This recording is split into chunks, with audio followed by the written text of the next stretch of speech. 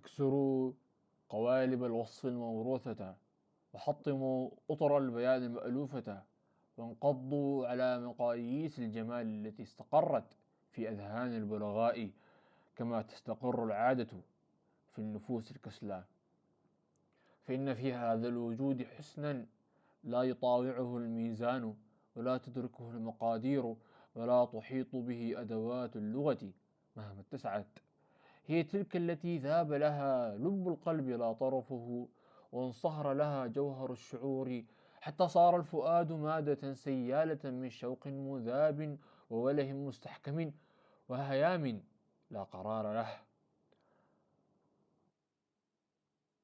وصفها مهما اجتهد الواصفون، ومهما بالغ المتكلمون، قاصر السعي مكسور الجناح، لأن الوصف ابن الإحاطة، وهي بنت الفيض.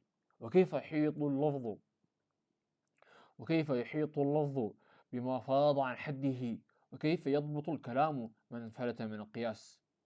أيها الفهم المتطلع إلى القبض على المعنى، عندك جواب؟ أم أنك مثلي واقف عند تخوم العجز، مستسلم لسطوة الدهشة؟ أسألك، لا طلب للحكم، بل استئناسا بالعجز المشترك، ما رأيك؟ وكيف ترى؟ وهل ترى أصلا؟ أم أن الرؤية نفسها تتيه إذا تعلقت بها؟ أستمع إليك استماع الباحث، أم أستشيرك استشارة الحائر، وأنا أعلم أن هذا الباب باب وجد وأنا أعلم أن هذا الباب باب وجد لا باب رأي، وباب انكسار لا باب نظر. هي عندي والله عمر الشباب إذا أقبل بكامل نضارته، ومجموع حيويته، وكثافة اندفاعه. ذلك العمر الذي لا يراد له أن يفارق، ولا يحتمل له رحيل، فإذا أدبر ترك في الروح فراغا لا يسده تعويض، وذكرى لا يطفئها زمان. وهي عندي برد الشراب في صميم الهاجرة، حين تكون الصحراء صحراءين، صحراء الرمل وصحراء الصدر، فإذا مس الشراب شفاها انطفأت حرائق الداخل قبل لهيب الخارج. وهي عندي مهرة الحسن الأصيلة، ومركوب الفطرة الطليقة، وسليلة الحرية غير المروضة وسليلة الحرية غير المروضة، مهرة لم تذلها سياط البطر، ولم تروضها أيدي الطمع، ولم تساق في أسواق الهوى، بل بقيت على سجيتها مشرئبة العنق، نافرة الروح، تطير إذا شاءت، وتقف إذا شاءت، لا يحكمها إلا مزاجها، ولا يقودها إلا اختيارها. وإن شئت فقل هي نفس الصدر الملازم للإنسان، ذلك الذي يهبط ويصعد بلا عناء، ويجري بلا شكوى، منذ أول صرخة إلى آخر زفرة، لا يحس به مهما دام سليما، ولا يعرف قدره إلا عند الاختناق. كذلك هي لا تدرك قيمتها إلا عند غيابها، ولا يعرف سلطانها إلا عند فقدها. عينها نشاب القدر المصقول، وسهم الإصاب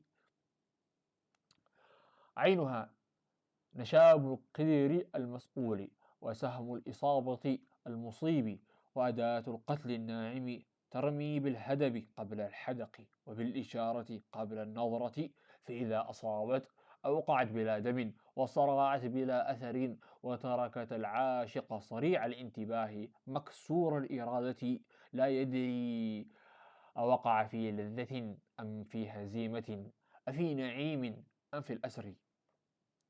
كأنها لما استكملت عدة الأنوثة، وبلغت تمام القوام، وانفتحت كعاب الجمل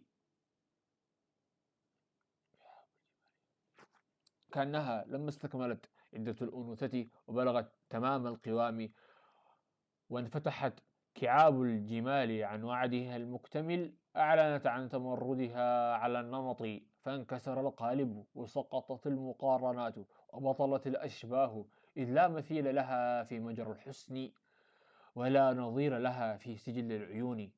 ومن فرط ملاحة وجهها وسطوة محياها وخطر حضورها تحاط بالخوف قبل الإعجاب، يخشاها الأخ غيرة ويصونها الأب رهبة.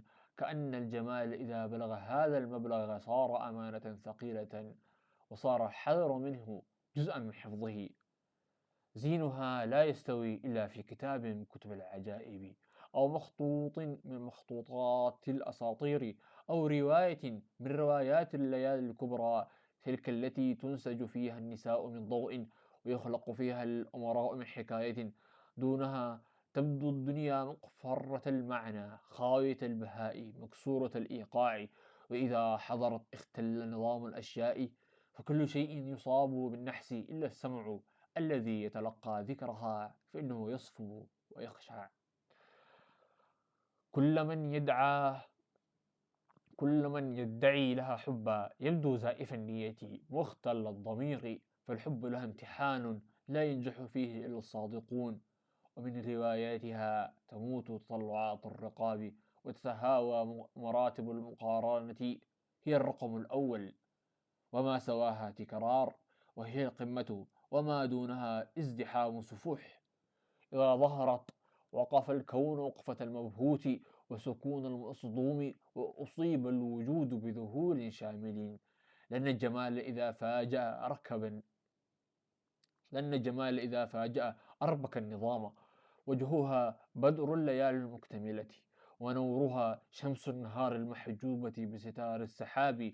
وزينها يسري مع أنفاس الأثير الخفية، لا يرى ولكن يحس.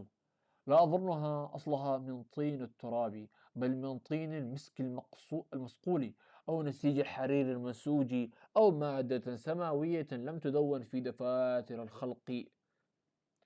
سلبت لبي سلبا تاما، واستلبت قراري استلابا كاملا، فلم تنفعني حيطة الحذر ولا فطنة النذير.